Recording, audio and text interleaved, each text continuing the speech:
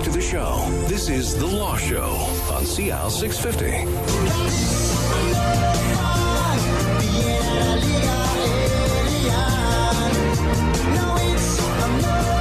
that Genesis or Phil Collins? Genesis, right? So it goes both ways, you know. Welcome back to the show. We're talking about immigration and citizenship. We have here on The Law Show our guests, Alex Stojkovic and Rudy Kisher from MKS Law. And we talked about the Huma report, and it's this report going forward about bringing in foreign workers. Now, we talked about two sort of areas. One is agriculture, the example being a meat processing plant, say in Manitoba or somewhere else, needs people to come in and do an unpleasant job. A lot of people lining up to work in a slaughterhouse, basically. And then academics. You have an academic who's coming in, maybe a cancer research, working for BC Cancer Agency, something like that. They have very different needs. So is there going to be a time where these foreign workers are going to be in silos, where academics have these rules, agriculture has these rules, and so on and so on? Well, could you get there? They're in silos already, because all of these are already existing, have little niches that have been carved out. But the problem is they're all subject to a superstructure that imposes on everyone minimum advertising requirements in almost every case, and a high processing fee.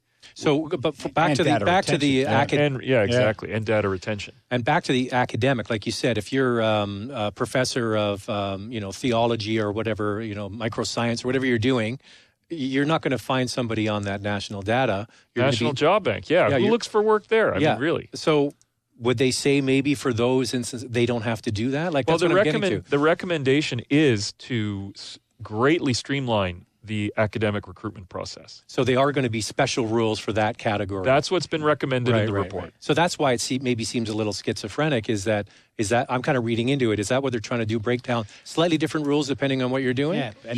Yeah, but they haven't given us. I think. One of the major issues that's going to come out of this committee is how does the government respond when they get these recommendations in terms of low-skilled workers that are coming into the program, right? Because there's a big push, as we're hearing, from industry, specifically in the packing industry or in the fisheries industry, where people come in. The jobs, they're not great-paying jobs, right? Mm-hmm. They're okay-paying jobs. Canadians aren't going to fill them.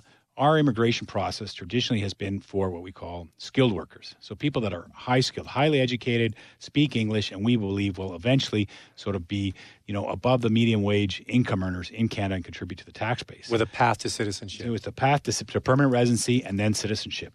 The problem with this the temporary foreign worker program, the way it was set up, and under the Conservative government, was the first government to actually start bringing in high numbers low-skilled workers, right, is you're going to have these low-skilled workers now that are here that currently don't have a pathway to permanent residency. And I don't know if this report is going to try and address this and how the Liberal government is going to address it, because they've talked about that they believe that anybody that's here on as a temporary foreign worker should have a path to permanent residency and citizenship, right?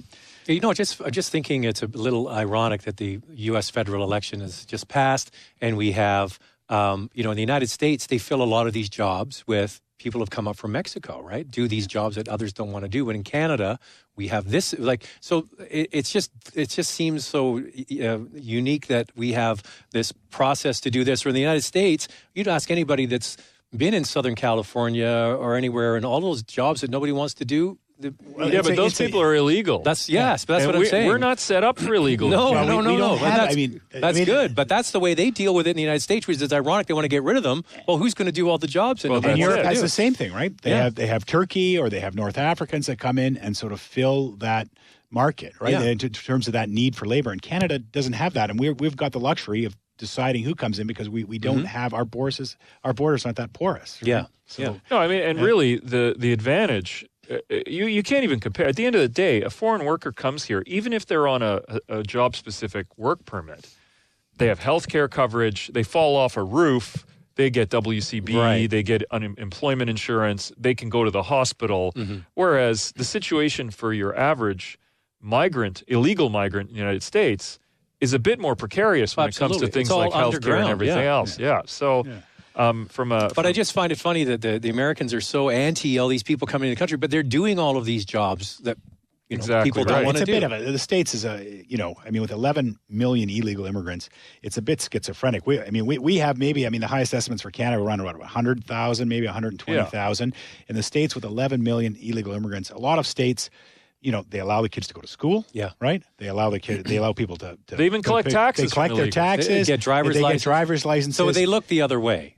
A lot of the states do. Yeah. In Canada, that doesn't happen. It's very here. The hospital will report to Canada Border Services that somebody can't pay their bill and they're not here with legal status. Yeah, and the CBSA will regularly go to the show up in the hospital after getting the and call, and that person will be in detention with the broken arm or broken elbow, whatever. It's just interesting, just the dynamic is very different. That border we have, this the longest border in the world, and it's interesting how we're so different on either side. Vancouver has a dedicated we have one of the largest Canada Border Services Agency enforcement centers in Canada.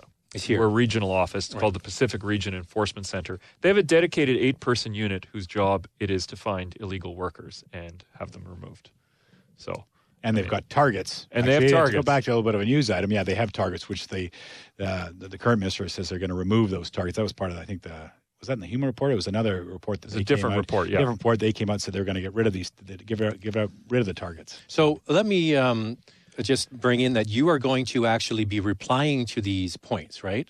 As part of I'm on a working group at the Canadian Bar Association that is we had submissions that we made on behalf of the Canadian Bar Association to the committee members, the parliamentary committee members originally, and now we're responding to some of these recommendations and putting in another position paper critiquing each of these recommendations and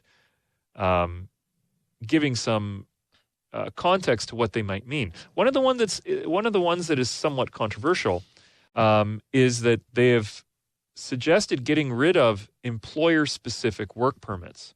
So the way the system works now and how it's always worked in Canada is if you come on a labor market impact assessment, or what used to be called a labor market opinion prior to 2014, the foreign worker, the employer, made a case that employer needs a foreign national.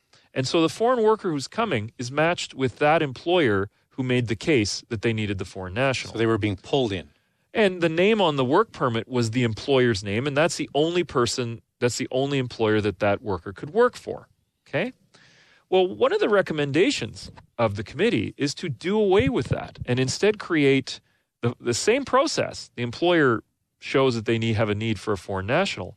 But when the worker gets the work permit, it's not limited to that employer. It's limited to that type of job and that geographic area. So that category, basically, right? Essentially. So that means this was put forward by a number of workers' rights groups and unions with the idea of giving more rights to foreign workers to be able to have more job mobility within sectors. So you can imagine that creates a bit of like the exploitation that happens sometimes is somebody's been brought in and they're tied to that one worker, right? That one employer. They haven't got a lot of negotiating because the employer knows that, he can't just go out on the street and get a job. The other employer is going to have to jump through the same hoops. Well, that was the story about I can't remember, was it McDonald's or Tim Hortons was charging them rent to live somewhere almost as much as they were getting paid per month. Yeah, that's part of the if there's coming in and the changes that the Conservatives brought in, if you're coming in under a low-skilled program, you actually have to provide housing that will not go above 30% or 40%. But the threat of the employer is, well, if you don't do this, then you're going back. But now they have mobility, or that's one of the suggestions. One of the suggestions. The problem with that suggestion, though, from industry's perspective is, hey, employer A, spent the money, did the advertising, jumped through all your hoops, paid the $1,000 processing fee, and then somebody else can poach that that worker at no cost to them, and I have no recourse. So back to our meat processing plant. One meat processing plant brings in 10 guys, for example, and then the guy down the street who says, I'll pay you $1 more an hour, and they all go down the road. Right. But that doesn't seem fair. It doesn't seem fair. And so that recommendation is a challenging one from that perspective because there's some good social policy reasons on both sides of the argument. Sure. Right? That's the problem with all these things. There's two arguments, and some of them are both can be sound. I know I sound like a broken record on this theme, but this is why the government this is why there are elements in the department that don't like the idea of a foreign worker, because an immigrant doesn't have this problem. With the immigrant, we accept the fact and we're okay with the fact that the guy down the road can pay $1 more. Mm-hmm.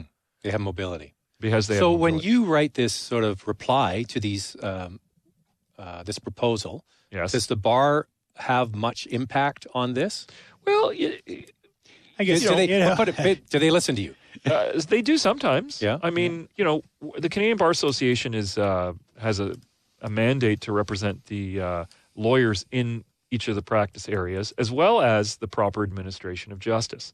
And I think this government, I mean, in particular, is much more open to hearing from us. I mean, McCallum came to speak to the Canadian lawyers. He was very clear that, and that was here in Vancouver. That was here in Vancouver in April. Yeah, it was he was very people, clear. Yeah. He came in with a totally different attitude. You are, your partners in this. We look forward to your input. We value your input. We need your input.